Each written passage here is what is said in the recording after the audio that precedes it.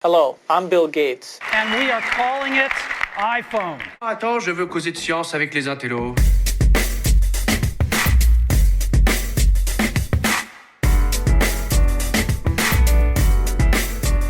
Bonjour François Sorel. Bonjour Jérôme Colombin. Mais attends, mais qu'est-ce qu'on fait ici ? D'habitude, il y a des caméras et là, on n'est qu'avec un micro. Mais que se passe-t-il ? On réinvente le podcast audio. Mais vous savez qu'on a un peu le trac de vous retrouver. Bonjour à vous toutes et à vous tous. Salut à tous. On est très heureux de vous retrouver.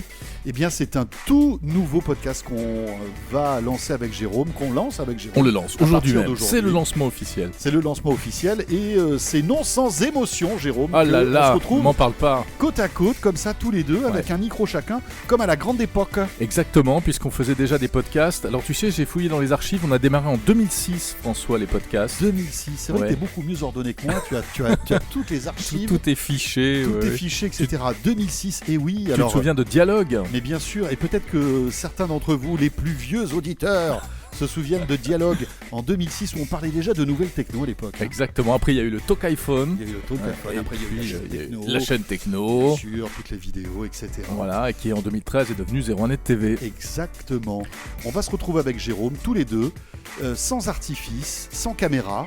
On va faire comme avant, l'audio, quoi. Exactement, l'audio que vous pouvez écouter en faisant du sport, chez vous ou dans votre baignoire.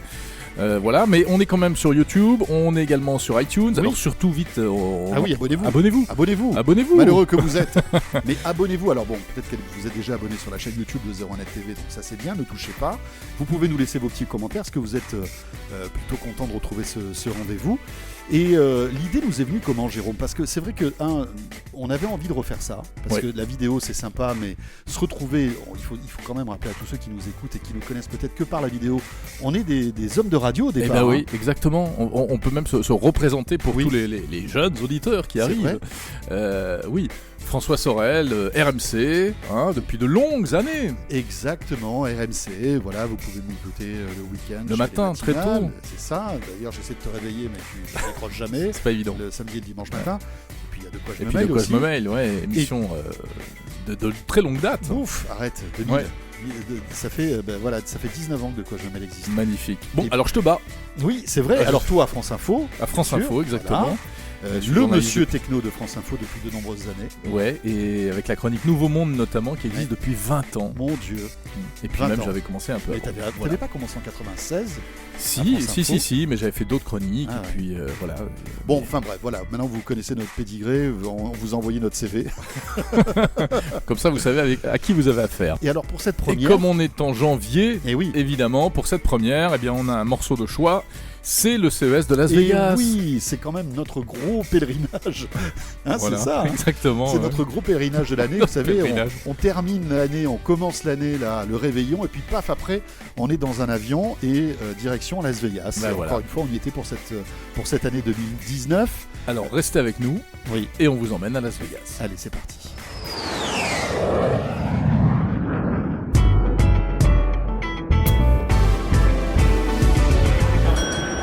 New bets, please. Matt, pickup. Do you have your barcode? Do you have your barcode? Alors voilà, on est dans la file d'attente du CES Unveiled. Las Vegas, CES, édition 2019. Il y a toute la clique. François. Oui, c'est moi, je suis la clique. Il y a également, même Jean-David Duhart de 01net TV. Salut. Pierre Thiolin. Bonsoir. Ils sont tous là. Oui. Écoute, moi je suis en train de tester la moquette. La moquette du Mandalay Bay est très très bien. Franchement, c'est 10 cm de profondeur. On a jusqu'au genou. Oui. On se croirait dans un lupanar. Oui, alors bon, pas non plus... Non, mais comme d'habitude, ce qui est impressionnant, c'est la file d'attente. Je ne sais pas si vous remarquez. Donc on a environ, 300 personnes devant nous, 100 derrière, et ça ne fait que commencer. Et le CES Unveiled, c'est la même chose que le CES Unveiled de Paris, mais c'est un peu plus dense quand même. Oui, c'est un peu plus costaud. C'est vrai qu'à Paris, il y a 99% de start-up françaises, alors que là, c'est le meilleur de l'innovation mondiale. Il y a la French Tech, bien sûr, mais aussi tous les autres pays qui sont représentés. Oui, c'est ça. C'est censé être une espèce de sélection. Le problème, on va se dire les choses clairement, c'est pas toujours une sélection sur la qualité. C'est ceux qui veulent venir, montrer 2-3 trucs, mais ça veut pas dire que c'est le meilleur de chacun. Parce que le meilleur, souvent, ils se le gardent pour le vrai CES. Mais si tu veux, pour les organisateurs du CES, le meilleur, on va le voir là, parce que c'est là où ils vont en fait montrer, tu sais, tous les awards du CES. Ah oui, c'est vrai qu'il y a les awards. Toutes les startups, enfin toutes les innovations qui ont été primées sont présentées ici au CES Unveil. Alors c'est super drôle parce qu'ici, on parle toutes les langues. Hein. Estamos em CES, que vamos a ver? Podemos ver alguma coisa? Tiens, on va enregistrer une petite vidéo. Voilà, vous étiez plongé au CES Unveil juste avant qu'on fasse la toute première vidéo Ouais, c'est ça. à Las Vegas. Ouais, exactement. Le CES de Las Vegas n'avait pas encore commencé, le CES Unveil. On était dans quel hôtel là? C'était le Mirage, non? C'est le Mandalay. Le Mandalay. D'ailleurs, tu le raison. dis dans le son. Oui, le Tu Mandalay. aimes la moquette du Mandalay. Exactement. Parce que tout se passe dans les grands hôtels, Et oui. qui ne sont pas vraiment des hôtels, qui sont des espèces de Oui, de centres grands de convention congrès, de centers, trucs de folie, avec des salles de bal gigantesques. Oui. Et le CES Unveil, c'est l'événement qui se passe juste avant, donc l'avant-veille en fait, C'est ça. de l'ouverture. Exactement, C'était le oui. samedi soir. C'était le dimanche Ou soir. le dimanche je soir, crois. dimanche soir, oui, c'est ça.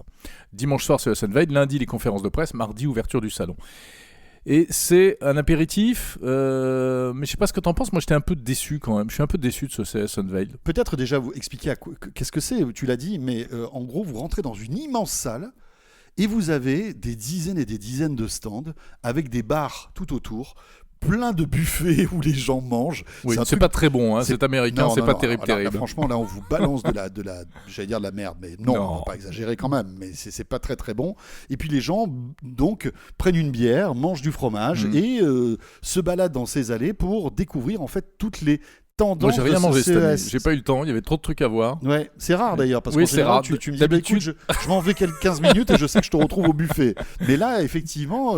Non, j'avais pris mes précautions avant. Ouais, tu as été très studieux. Et là, donc, on retrouve, alors, de la plus grande, de l'innovation d'LG à la plus petite start-up qui vient de débuter, qui présente sur son petit stand sa nouveauté. Voilà, il y a de tout. Oui, il y a de tout, mais il y a vraiment beaucoup de trucs un peu bizarres, un peu pas terribles. Non, Il y a beaucoup d'innovations un peu bullshit. Moi, enfin, je sais suis pas. d'accord, j'étais un peu déçu. Ouais. J'étais un peu déçu. Et le problème, c'est que comme ça se passe juste avant le CES, c'est le tout premier contact en quelque sorte qu'on a avec le CES. Ce sont les toutes premières infos qu'on a à mouliner.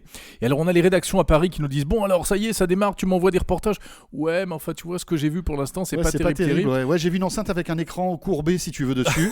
Non, c'est bon, ça va. Voilà, les vraies grosses annonces, elles arrivent plus tard. Et du coup, c'est un peu dommage parce que le premier regard, la première carte postale qu'on va donner du CES, elle est un peu en retrait par rapport à ce qu'on va trouver après. Oui, voilà, ça se veut être un apéritif du CES, mais en fait, ça n'est pas forcément parce que, évidemment, alors on va pas vous raconter un peu comment ça se passe, mais il faut payer pour être au CES. Pour les exposants. Pour les exposants, il faut qu'ils payent.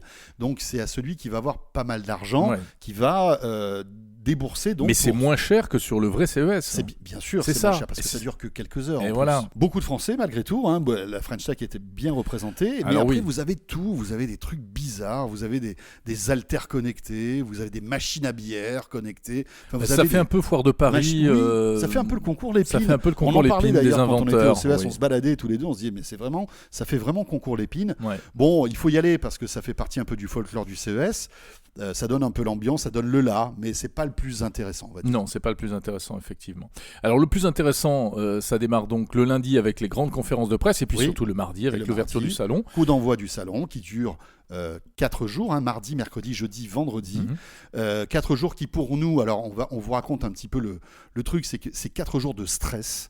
Parce que c'est un peu speed. Et vous savez, et en plus moi c'est dingue parce que dès qu'on se balade, toi aussi j'imagine, quand on est dans les locaux de nos radios respectives, moi quand je suis RMC et que je dis je pars à Las Vegas pour le CS, oh là là la chance que tu pars au CS et tout, c'est cool. Mais en fait pour nous c'est du stress parce que on arrive là-bas, il faut qu'on prépare nos émissions. On a 4 beaucoup, heures beaucoup de choses à live faire. en Ouais. une semaine. On a une heure de live par jour. On était sur le stand du Village Baïssa cette année. C'est beaucoup de travail parce qu'il faut caler les invités, trouver les sujets, envoyer nos JRI, faire des images, etc. Donc, Alors il y a beaucoup de travail qui a été fait en amont. Oui, bien sûr. Là, tu avais bien bossé pour préparer. Oui, mais en fait, ça notamment suffit tous les pas lives. parce qu'il faut toujours trouver Il faut toujours ajuster le tir après. Il faut toujours ajuster le tir. Tu vois, typiquement, moi, le premier jour, j'avais très envie de vous montrer ce petit drone selfie, tu sais, que j'avais vu justement au CES Unveiled. Allez, alors vas-y, chope l'attachée de presse qui est italienne. Chope l'attachée de presse, non, François. Non, Enfin, quand même. chope non. le numéro de téléphone de l'attaché de presse. Non, je vais pas choper l'attaché de presse. Hein, attention. Et puis en plus, C'est pas le genre de la maison. Non. Puis je parle pas italien, donc en plus. Et donc, c'est pas le genre de la maison, t'as raison. Et puis donc, voilà, trouve le rendez-vous. On se trouve dans un hôtel. On fait des images pour filmer ce petit drone à selfie que vous pouvez retrouver d'ailleurs sur je crois que c'était le premier live ou le deuxième live, je sais plus. Donc voilà, c'est du stress parce que on prépare plein de choses en amont, mais après. Il faut aussi trouver des sujets d'actu qui tombent et qu'on découvre. Alors c'est rigolo parce que on n'est pas dans la même chambre, hein, ça il faut quand même le préciser. Non, on ne vit pas ensemble. Donc on s'envoie des petits SMS dès 5h du matin, c'est-à-dire quand on ouvre un œil. Le premier SMS, c'est t'es réveillé ? Oui, je suis réveillé. Voilà, c'est ça. Et puis on commence à débriefer, etc.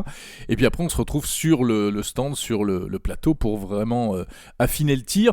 Et d'ailleurs moi j'ai laissé traîner un micro à ce moment-là. Oui, je sais. Voilà, je te propose d'écouter un petit peu. Ça c'est vraiment le off. Hein.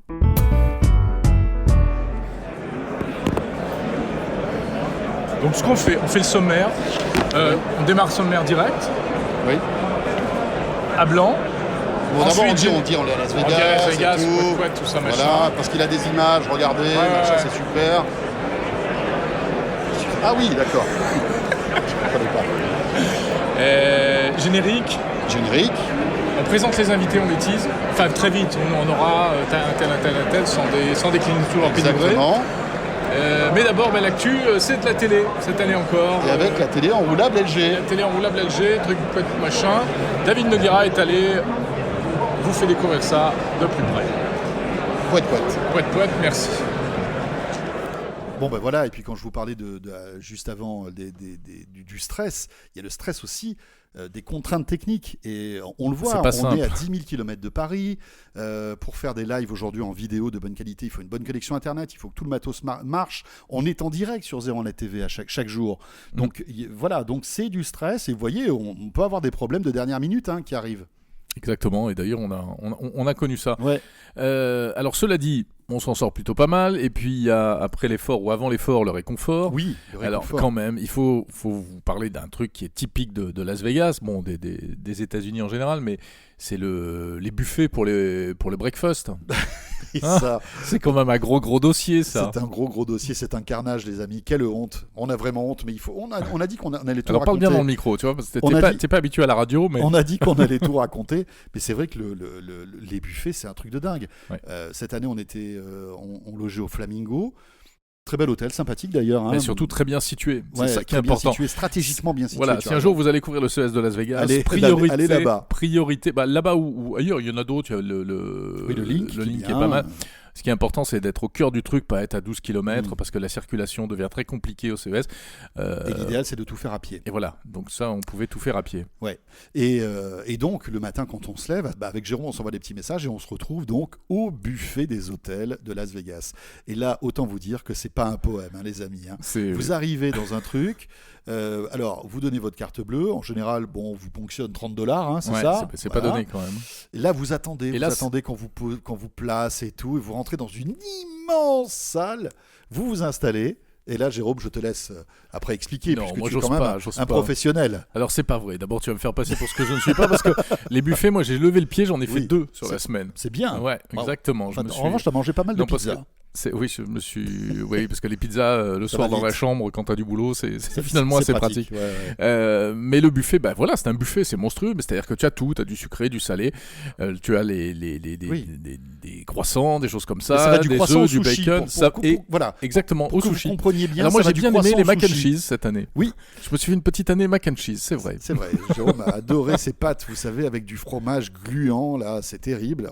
Au petit déjeuner, c'est excellent. Autant vous dire que c'est un carnage. Mais l'avantage, c'est qu'on déjeune pas à midi après. Voilà. Donc, c'est pas Mais, mal. mais c'est vrai qu'on voulait vous raconter ce truc-là parce que le buffet, c'est quand même un grand moment de Las Vegas. Bon. Après, Après, il on n'y a pas que arrive. ça, il y a d'autres choses plus sérieuses. Oui, bien sûr, mais ça fait partie de la vie. Hein. Attends, la nourriture, c'est la vie. Ah bah oui. Bon alors, Donc après le buffet, le direction buffet, ça c'est fait. Voilà, direction le strip. Comme tu disais tout à l'heure, l'avantage c'est qu'on n'est pas loin. On n'était pas loin du Sands, qui était l'un des QG du CES de cette année, où il y avait toute la French Tech et tout, et où était basé notre studio. Mais c'est vrai que puisqu'on parle de déplacement, c'est Uber à Las Vegas, c'est génial. Autant moi je commence à pester contre Uber ici en France, qui coûte parfois plus cher que le taxi, mais là-bas à Las Vegas ça coûte rien. Ouais, ça marche encore très très bien. Ouais. Ça marche très bien. Et puis il y a une telle concurrence avec Lyft, etc. On se déplace pour quelques dollars en fait. Ce qui est rigolo, c'est qu'il y a une grosse contrainte. On ne peut pas espérer attraper un Uber n'importe où. Il y a des zones de pick-up. Ah oui, et mais des zones oui. de. Tout est bien organisé. Hein. Et oui, parce qu'on ne peut pas s'arrêter. Le strip, qui est l'avenue principale. Vous ne pouvez pas prendre un Uber sur le strip. Non, on ne peut pas prendre un Uber sur le strip. Vous êtes obligé de rentrer dans un hôtel et trouver le pick-up Uber de l'hôtel pour avoir une chance de récupérer donc après un Uber ou un Lyft qui cartonne là-bas, hein, parce que c'est encore moins cher qu'Uber. Hein. Ouais, c'est vrai. Alors, une fois sur le salon, il y a aussi autre chose qui est assez intéressant. On voulait vous en toucher un mot, c'est qu'on n'imagine pas, mais le nombre de contraintes qu'il peut y avoir, notamment pour les exposants, et des contraintes la plupart du temps liées à la sécurité. C'est-à-dire que, par exemple, un immense salon comme ça, on aimerait bien pouvoir se déplacer en overboard, en trottinette, en truc comme ça, en mono, comment ça s'appelle les roues, roues motorisées, là, les gyropodes, les gyroroues. Oui. Mais c'est strictement interdit. Interdiction. Les gyroroues, tu dis. Les gyroroues, c'est pas ça? Bonjour. Bonjour, je voudrais une gyroroues. Non, mais on peut pas se balader avec ce type d'engin. Non, c'est interdit. Ouais. Pour des questions de sécurité. Mais alors ça se comprend, il y a tellement de monde, s'il y a un accident, si tu rentres dans un exposant japonais ou chinois ou puis, vous savez, aux US on peut faire ou américain, on peut faire un procès pour tout, et on peut imaginer que les organisateurs du CES ont peur de ça. Donc c'est vrai, on peut pas se balader comme tu le dis. À l'inverse, les personnes handicapées, obèses, personnes âgées, elles ont le droit de se balader sur des petites voitures électriques. Exactement. Toi, l'année prochaine, d'ailleurs, tu auras ta petite voiture électrique. Je te l'ai déjà résavée. Tu auras ton petit car. Je sais que ça doit pas être mal. Hein. En fin de journée, ça doit être. Franchement, c'est bien. Parce qu'après, tout à l'heure, on parlait de l'épaisseur de la moquette du CES Unveil. C'est un sujet récurrent chez les journalistes. Mais vous savez que l'épaisseur de la moquette. Ouais, et puis on marche, mais on fait des milliers de pas tous les jours. Enfin, franchement, je sais plus qu'un collègue avait calculé, il avait fait 17 000 pas dans la journée. Donc c'est monstrueux. Vous arrivez, à la fin de la journée, vous êtes mort, quoi. Autre aspect sécurité, pas sécurité, mais on va dire confort de travail, c'est le réseau. Alors, pas de Wi-Fi pendant le CES. Impossible. Donc là, vous n'avez que de la 4G. Enfin, il y a du Wi-Fi, mais il marche pas. Enfin, mais c'est impossible. C'est saturé, quoi. C'est très compliqué. Typiquement, nous, on était sur le stand du village Baïséa. Ils avaient un spot Wi-Fi. Mais quand vous vous amusez à allumer le Wi-Fi de votre smartphone, vous avez des dizaines et des dizaines de hotspots. C'est un truc de dingue. Donc après, vous priez pour que la 4G passe. Et moi, tu vois, je trouve que cette année, la 4G... oui, ça passait bien. Ça passait bien. Ouais, ça passait Moi, bien. on était chez T-Mobile et franchement, je pense qu'ils ont dû upgrader leur réseau. Ça marchait nickel partout. J'ai jamais eu de problème. Avec une eSIM sur Avec l'iPhone. une eSIM d'ailleurs. Et alors, non, on va pas vous raconter comment ça marche. Non, parce qu'on l'a raconté déjà dans une vidéo, dans un live. Mais dans le premier 01 live, on vous raconte comment on installe une eSIM sur les nouveaux iPhones et les iPhone 10S ou 10R si vous vous apprêtez à partir aux US. Ça, c'est vraiment pratique. Et toujours en ce qui concerne les règles de sécurité, c'est très contraignant aussi pour les exposants. C'est-à-dire que par exemple, des exposants qui ont des véhicules, des trottinettes, des trucs comme ça à montrer, pas question de se balader n'importe comment dans le salon. Ceux qui ont des drones, ils peuvent pas les faire voler. Il faut des conditions très spécifiques. Il faut une cage fermée, avec des filets tout autour. Hors de question de faire décoller un drone et de s'amuser au-dessus des allées. Tout ça par crainte des accidents, je pense aussi. La même chose pour les voitures autonomes. Hein. Elles sont à l'extérieur. Tout est vraiment très organisé. Ils ont des petits endroits où il y a des petites pistes, etc. Enfin bref, non, franchement, l'organisation américaine, ça ne rigole pas. Hein. Et même pour l'alcool, François. Et même pour l'alcool. Tu as raison, on était à l'Eureka Park et il y avait un Français qui a mis au point une espèce de machine à cocktail, tu vois. Et on en parle d'ailleurs dans le live. Hein. C'est une espèce de gros truc où vous avez toutes les bouteilles et tout. Vous appuyez sur un bouton, le verre, en fait, le cocktail se fait tout seul par un mélange en fait d'alcool, etc. Et je discutais avec le sympathique jeune qui était à l'origine de ce projet. Il disait, eh bien, en fait, je fais, je sais pas combien de cocktails par jour, mais je ne peux pas les proposer aux visiteurs parce que je n'ai pas le droit de servir de l'alcool, ce qui est un peu logique. Il n'a pas le droit de faire goûter les Non, les gens. il n'a pas le droit. Donc il se retrouvait avec je ne sais pas combien de cocktails et il me disait par dépit, moi comme je suis sur mon stand, j'ai le droit de les boire, donc je les mets bois. tout derrière. Donc Après. le mec, au bout de la journée, il avait un coup dans l'aile. Je vous dis oui, pas, il d'accord. avait bu je sais pas combien de margarita ou de mojito. Il n'en pouvait plus, le mec. Ah bah, ça marche très bien la machine. Regardez, je vais vous montrer. Non mais c'était drôle. C'était drôle. Tu fais ça à la foire de Paris, alors c'est pas du tout comme ça. Mais bien hein. sûr, à la foire de Paris, tout le monde a son, Tout le monde a son picole. verre de Tout le pinard. monde picole, enfin. Eh oui, mais c'est vrai que bon, voilà. Au salon d'agriculture. Voilà, il y a la rigueur américaine, c'est comme ça. Bah ouais. Bon, voilà. Qu'est-ce qu'on peut dire d'autre à propos du CES de Las Vegas? Alors, c'est des choses pas sérieuses, hein, vous avez compris, parce que les choses sérieuses, il faut aller voir nos vidéos sur 01net TV et sur 01net.com. Non, moi, il y a un truc qui m'a... Enfin, on en parlait rapidement, mais après, c'est vrai qu'il y a des trucs, des images qui te restent de ce CS. Moi, c'est toujours la même chose. C'est cette espèce de tunnel d'écran de LG. Moi, je trouve que, franchement, c'est magnifique. Vous arrivez sur le stand LG, il vous y a avez des installations des superbes. centaines d'écrans souples, OLED, qui recréent en fait une espèce de vague, et c'est hallucinant. Tous les Franchement, ans, ils font une création différente, toujours sur le même principe, avec ces écrans souples là. et c'est sublime, vous rentrez là-dedans. On ne peut voir ça qu'ici, enfin qu'au CES. Oui, alors à l'IFA C'est aussi, unique au monde. ils font un petit peu comme Oui, ça. c'est vrai, il y a un mais peu de ça à l'IFA. Ouais. Mais c'est un peu la patte LG, et franchement... Samsung aussi se Oui. défonce pas mal. Exactement, mais et puis chez LG toujours cet écran roulable, mais on va pas en parler là parce qu'on vous en a parlé des dizaines de fois dans toutes les émissions que vous pouvez retrouver sur 01net TV. L'écran qui s'enroule dans le meuble, etc. C'était vraiment l'attraction de ce CES 2019. Peut-être un mot aussi sur le voyage, parce que, alors vous dites, mais pourquoi le voyage? Parce que il faut savoir aussi que aujourd'hui, enfin avant, quand on allait au CES... Aujourd'hui ou avant? Ah non, mais avant, il y a encore quelques années, pour aller au CES... Parce que c'est pas notre premier CES. Hein. Non, bah non, j'étais en train de calculer, c'est au moins le 10e. Hein. Au moins le 10e ou 12e, un Ouais, truc comme ça, ouais. je crois. Ouais. Et je me suis arrêté à 10, histoire de... Voilà, mais je pense qu'on est plus près de 12 que de 10.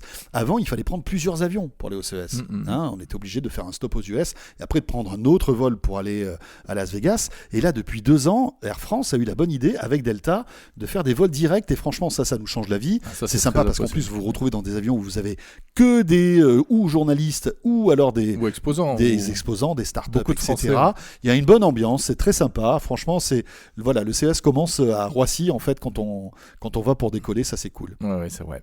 Ça reste un truc vraiment vraiment unique, même si, comme tu l'as dit, c'est fatigant. Parfois, c'est un peu lassant. Las Vegas, on a un peu passé le côté émerveillement. On en a un peu ras-le-bol de Las Vegas. Hein. Oui, on commence à connaître toutes les ficelles de Las Vegas. Hein. Ouais, autant vous dire. C'est quand même épuisant, c'est bruyant. Il n'y a pas un endroit à Las Vegas où il n'y a pas de bruit. C'est-à-dire que même dans ta chambre d'hôtel, t'entends le bruit dans la rue, il y a toujours une sono pas loin. C'est clair. Il y a du bruit. Moi, je suis rentré en France, je me dis, waouh, qu'est-ce que c'est calme. Qu'est-ce que c'est silencieux. C'est bien. Oui, c'est sûr, évidemment. Mais bon, voilà, c'est le passage obligé, mais on est toujours, enfin attention, hein, on n'est pas blasé, on est toujours très heureux, toujours très excité d'y aller. Mais c'est vrai que bon, on commence à connaître un peu les ficelles de ce grand salon, ça c'est clair. Exactement. Bon, ben voilà. Oui, et écoutez, voilà, c'était un petit peu notre ressenti de ce CES de Las Vegas. J'étais en train de regarder mon agenda, mais tu sais qu'on va bientôt repartir là. Mais oui, je sais. Mais ouais, tout à fait. Dans moi, je pars bientôt. Enfin, alors toi, tu pars. Ah oui, il faudra que tu nous racontes. Quand ce sera mis en ligne, je serai rentré d'ailleurs. Voilà. Je vais au Canada là. Tu vas au Canada. Voir un peu de l'intelligence artificielle avec Thales. Voilà. D'accord. J'en parlerai notamment sur France Info. Je pense que ça va être très très intéressant. Super. Et puis on se retrouvera évidemment. On va repartir, tu l'as dit, pour Barcelone, qui est l'autre grosse échéance annuelle. Oui. Écoutez, voilà, très heureux en tout cas de vous faire partager un peu le off de notre quotidien. Ouais. Dites-nous dans les commentaires, aussi bien sur YouTube que sur iTunes, que par Twitter, que comme vous voulez, par Pigeon Voyageur, ce que vous en pensez. Voilà. Dites-nous s'il y a des sujets que vous aimeriez qu'on traite, parce que là c'est vrai qu'on a été très anecdotique. Oui. Mais on essaiera, je pense, François, dans de prochains épisodes de parler vraiment plus tech encore, hein, de revenir sur des sujets tech. Bien sûr, et puis surtout, peut-être que vous allez nous inspirer, nous donner des idées de sujets. Voilà, parce qu'on fait ça avant tout pour vous, donc voilà, autant qu'on puisse vous faire plaisir. Bon, bah écoute, ravi de continuer l'aventure avec toi en tout cas, François. Mais bien sûr, Jérôme, évidemment. Et puis, on se retrouve le mois prochain. Voilà. On se refait un petit podcast le mois prochain. Et laissez-nous vos messages, hein. Dites-nous un petit peu ce que vous pensez. À très bientôt. Salut à tous.